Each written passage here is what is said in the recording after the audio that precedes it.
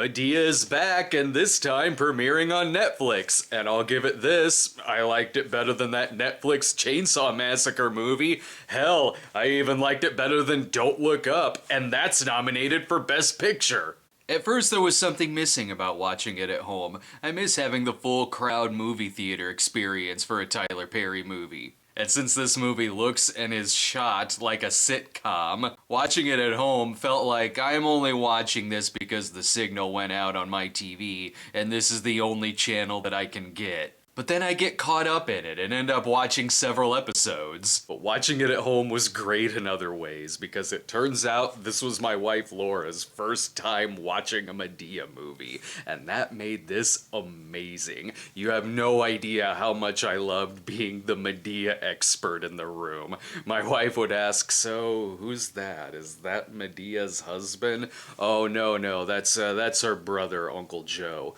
"Well, who's that? Is that her sister?" "Oh, no, that's Aunt Bam. That's her first cousin." The movie would open with Uncle Joe being an old horn dog again and saying things to his relative like, "I wish I had a mirror so I could see myself inside of you," and then zoom in on her ass. And then Laura would say, "Wow, he seems unpleasant to be around." Then it didn't take long for her to be laughing her ass off and say, "Oh my god, I kind of like this." And I'd say, "Me too. I love it when these movies come out." It's hard to get mad at a movie that opens with a man on fire.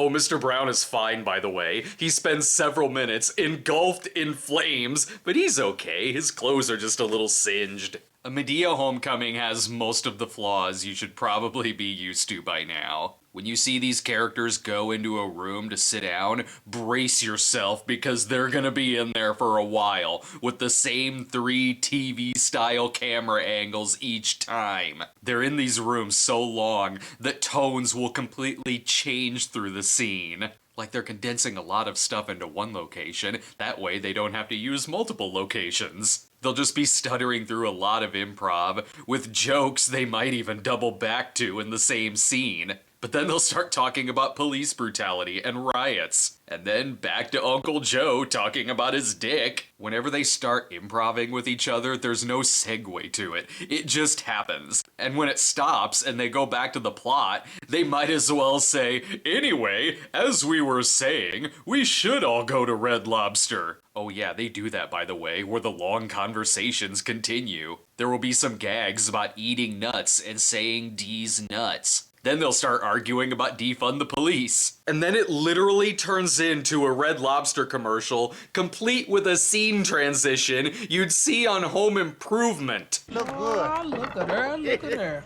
This is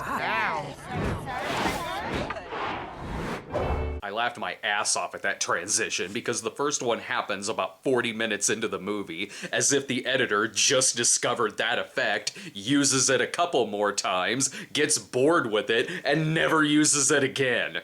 Oh, there's kind of a plot here, where Medea's grandson is about to graduate college, and he comes home to tell his family that he's gay. I honestly didn't know if that was the secret he was gonna tell them, because at first, they're heavily implying that, but I didn't know if the twist would be, "Family, I have an announcement. I'm switching my major." But no, he is gay, but don't you worry, there is still a twist in this involving a couple characters that honestly kind of surprised me. Yet it's the kind of twist you would see on the Jerry Springer Show. But even though this isn't in theaters, it still sort of feels like it is, because you have the comedy characters reacting to all this melodrama, but with the drama characters not reacting to these funny lines Madea is saying, as if Madea and friends have green screened themselves into the TV drama, which is usually what happens in these. Stop this, okay? Who do you think you're talking to? I'm talking to you, little boy. I'm old enough to be your father. what the hell going on? She still gives out advice, though, which leaves characters saying, "You are so wise." And that advice involves flashbacks to Madea confronting Rosa Parks on the bus because she's sleeping with her man, and she records this on her phone. But then it does have some words of wisdom, like, "In the morning the sun will rise, and if it don't, you died." I can't argue with that. Not only does the movie get even crazier, like her great-grandson incorporating all of this family drama into his valedictorian speech, which I'm sure makes sense to them, while everyone else is probably thinking that this kid is having a breakdown, but the movie is also a crossover film. Brendan O'Carroll plays his Mrs. Brown character, and I was worried at first because here is how the character is introduced. Just knock at the door.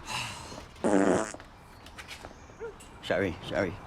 No joke, I was like, please don't bring down the quality of this Madea movie. This is the most I've seen of this character. Mrs. Brown's Boys doesn't get a lot of play here. So really, I only know of this character from seeing some reviews on the show and the movie, so I know they don't have the best reviews in the world. But here, Madea and Mrs. Brown do play well off of each other, even if the movie stops dead for them to do some shtick back and forth. Some of it being funny, like saying phrases like "wait a cotton-pickin' minute" and everyone thinking she's being racist. Look, it's not a well-made movie. The editing is weird, the tone is weird, there are bizarre choices from the characters. But with this series, I'd be disappointed if that wasn't the case. And at the end of the day, it is a comedy, and I did laugh quite a bit, so I gotta give it credit. Tyler Perry can make a comedy that's both genuinely funny and wildly unintentionally funny. So it's a B-. I didn't regret watching this movie at all. Where else can I see someone mention COVID and January 6th, and then Uncle Joe shits his pants? It made sense I watched this the same day I went to go see the re-release of The Godfather. I mean, what?